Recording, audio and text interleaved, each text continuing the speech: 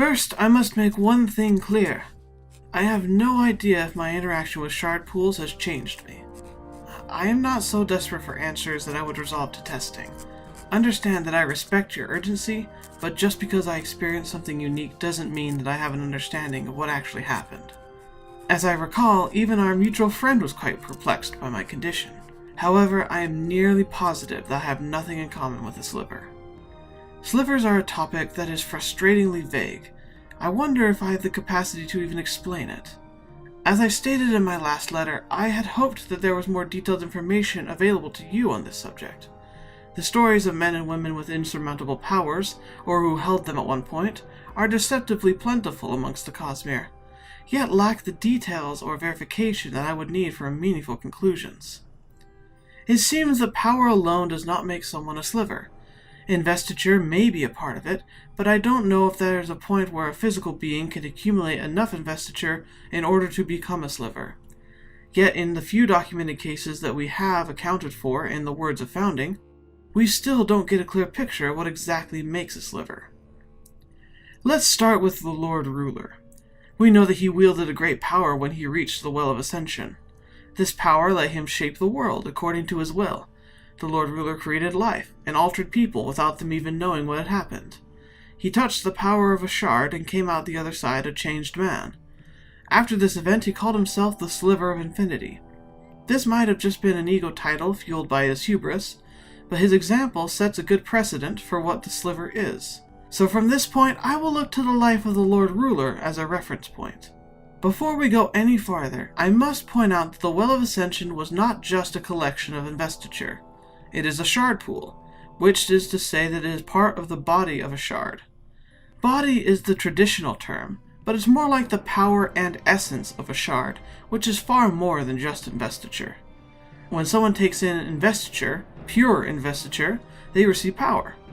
From the accounts of the Ascended Warrior, we learn that the power of the well wasn't just investiture, it was knowledge, mind expansion, and capacity to use that investiture beyond the confines of human capabilities. Notice how the actions performed by the Lord Ruler had no resemblance to allomancy, feruchemy, or hemalurgy. He learned of these arts intimately, but it was not by their power that he moved mountains. This power is far greater in scope and is not limited to the metallic arts.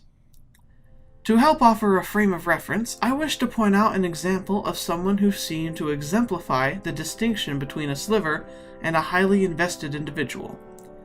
After the Many-War, the God Kings of Halandren carried and passed on an incredible collection of biochromatic breath. Breath is the form of innate investiture found in each individual on Nalthis. They can give this breath to another, and the collection of breath in the person increases their capacity and physical abilities. Hold enough breath and you can extend your life, or awaken inanimate objects, giving them temporary life.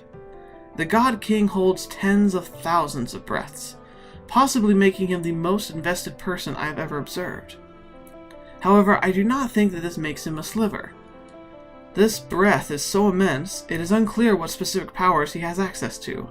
This power derives from investiture that is natural. From my reports, the breath does not grant knowledge or creation powers. The powers of the God King are immense, but they are still following the order of awakening, and do not allow him to alter the planet itself.